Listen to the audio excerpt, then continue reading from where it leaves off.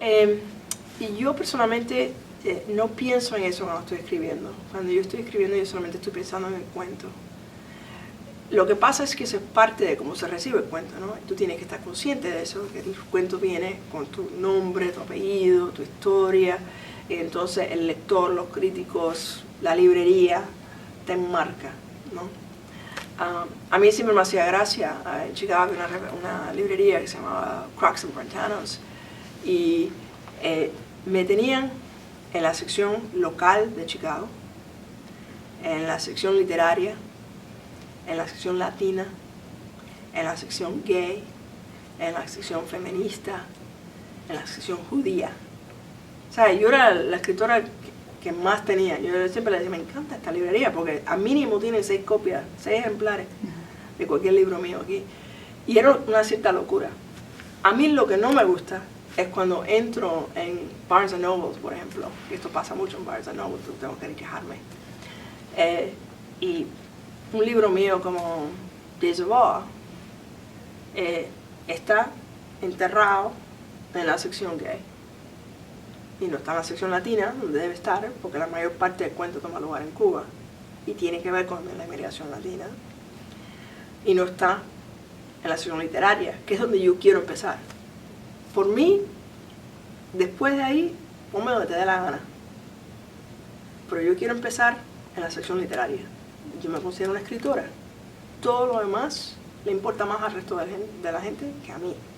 Yo siempre voy a escribir sobre los cubanos, sobre los latinos, sobre la situación gay. ¿Por qué? Porque es lo que me interesa, es parte de mi vida, es lo que conozco. No todo lo mío va a tener que ver con esos temas. Por ejemplo, Ruins toma lugar exclusivamente en Cuba, no tiene nada que ver con la inmigración cubana de este lado. Y no tiene nada que ver con temas gay. Me lo encontré una vez en una librería feminista, en una women's bookstore, en la sección lesbiana. Y dije, ¿qué coño hace este libro en esta sección? Por favor. Le dije, lo movieran. Y lo movieron. Pero yo creo que cuando uno tiene una obra que tiene múltiples temas, es muy importante estar consciente de que, ¿sabes? Los labels, la manera que la gente te mira, es parte de tu identidad, pero no es toda tu identidad. Tú tienes que también manejar y navegar y conducir eso un poco.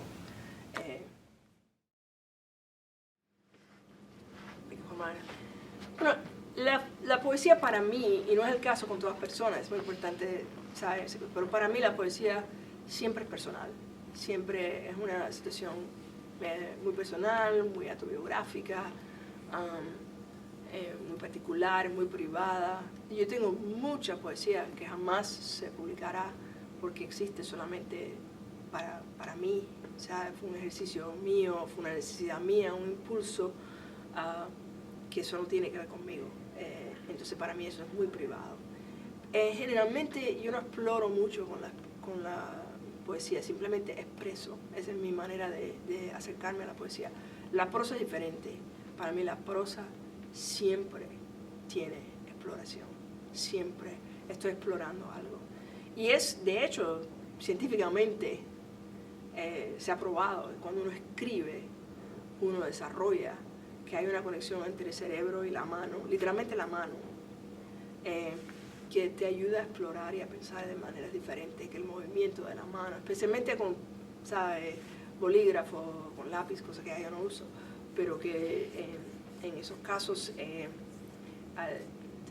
tienes tendencia a ampliar los temas más y explorar. Y la manera que yo escribo, que generalmente es escribiendo y ¿sabes?, me da un ping y voy y busco algo en el internet. Yo siempre estoy saltando entre las dos cosas, aún en la ficción salto mucho. Mira, acabo de terminar un cuento que tiene que ver con un personaje real que existió en La Habana, el famoso Superman de La Habana, que era un tipo que trabajaba en el Teatro Shanghai, que era un teatro pornográfico en La Habana. Y hubo un detallito en una revista en La Habana que sugería que tuvo un affair con Marlon Brando. Y fue fascinante porque empecé, ¿sabes?, seguirle la pista al affair de este tipo, ¿sabes? Y a ver cuándo es que Brando estuvo en La Habana, cómo hubiera estado La Habana en ese entonces. Y fue una delicia de investigación. ¿Sabes? En fin, ¿qué logré? ¿Qué saqué de esa investigación? Bueno, una cita que le levanté, una entrevista que Brando le dio en el 57 al New Yorker, porque fue perfecta para este cuento, y saber precisamente que él fue en el 56, que fue a La Habana. Bueno, el 56 en La Habana es muy importante. La Habana estaba caliente, la revolución estaba, ¿sabes?, así, en punta. Y también él acababa de terminar Guys and Dolls, que es una película que toma lugar en La Habana, pero que se hizo en Los Ángeles.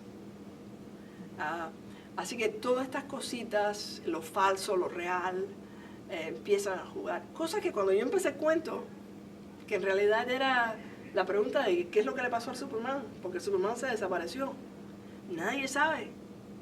Después que cerraron Shanghai, ¿qué le pasó a Superman? Y en realidad fue una especie de especulación, y entonces la especulación empezó a crecer y crecer, pero crece sobre cosas, detalles y a mí ese tipo de escritura me fascina, me encanta. Datos científicos, palabras raras, a mí me encanta jugar con todo eso. Muchísimo, porque el periodismo a mí me enseñó dos cosas muy importantes. Uno es cómo organizar la información. O sea, cuando tú estás escribiendo un artículo periodista o estás haciendo una investigación periodista, ¿sabes?, tienes libretas y libretas y libretas y libretas y libretas y libretas y libretas y libretas de notas. Y eso hay que organizar. Y generalmente en el periodismo el artículo es cortico, son 1000 palabras, quizás 1500.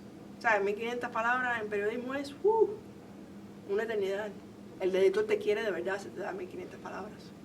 Entonces, ¿qué pasa? Que tienes que, ¿sabes?, darle valor a las cosas, va a evaluar cuánto peso esto, cuánto pesa eso, organizar el asunto, buscar la línea, la trayectoria del cuento, la arquitectura del cuento, ¿sabes? Eso lo aprendí yo con el periodismo. ¿Cómo rayos tú construyes esto, este lío, esta pila de cosas que hay aquí que parecen no tienen nada que ver una con la otra? ¿Cómo tú organizas eso aquí? Y lo otro es a no tenerle miedo nunca a la investigación, a la pregunta, a entrevistar a cualquiera, ese tipo de cosas. Yo me acuerdo cuando yo estaba escribiendo James Bond, yo había estado brevemente dentro de la sinagoga separadita que hay en la calle Inquisición, porque como todo en Cuba es irónico, la sinagoga separadita, que es la primera sinagoga en Cuba, está en una calle que se llama Inquisición, por Dios. Entonces, yo había estado brevemente, sí, pero el lugar estaba oscurísimo, que todo. Me dio una idea de cierta, ¿sabes?, tamaño, la altura, 2 pisos, etc. Bueno, seguí escribiendo. Y de buena manera, el personaje mío en Days of Awe, esa es la sinagoga a la que va todos los viernes. Esa sinagoga funciona en el cuento. Yo nunca la vi funcionar, yo lo que vi fue las ruinas de la sinagoga. Entonces, ¿cómo hago yo que esa sinagoga viva? O tengo que inventar una sinagoga, que no quiero hacer, porque parte de lo que quiero yo con Days of Awe es dar una historia de los judíos en Cuba, ¿no? Entonces yo quiero acercarme, aproximarme lo más posible a lo que es verdad. Entonces, busqué fotos, y algunas cositas sí pude determinar por aquí, por allá, pero en fin, las fotos todas eran en blanco y negro. Así que, ¿qué pasó? Averigüé quién diablo fue el último presidente de la sinagoga, que estaba en Miami. Me comuniqué con él, me senté, le hice una entrevista por teléfono, y él se reía, porque decía, pues estas son tus preguntas. Y yo decía, sí, ¿cuál era el color de la pared? ¿Cuál era la distancia entre la primera fila de asientos y la bima? ¿Cuántas toras había? ¿Cuántos escalones hacia el Torah? Porque yo necesitaba verlo.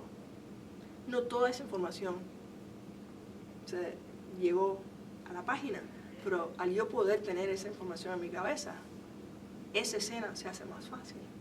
Y son preguntas bobas, ¿no? ¿Cuál es el color de la pared? No importa, no importa. Eso importa. Puede que sea un color absolutamente inesperado. Puede que sea un color completamente común. No importa. Si es inesperado, entonces magnífico, ¿no? Las paredes violetas, las paredes negras, lo que sea. Entonces es un comentario más que hace. O sea, importa que la sinagoga está en una calle que se llama Inquisición. Está tan lleno de ironía.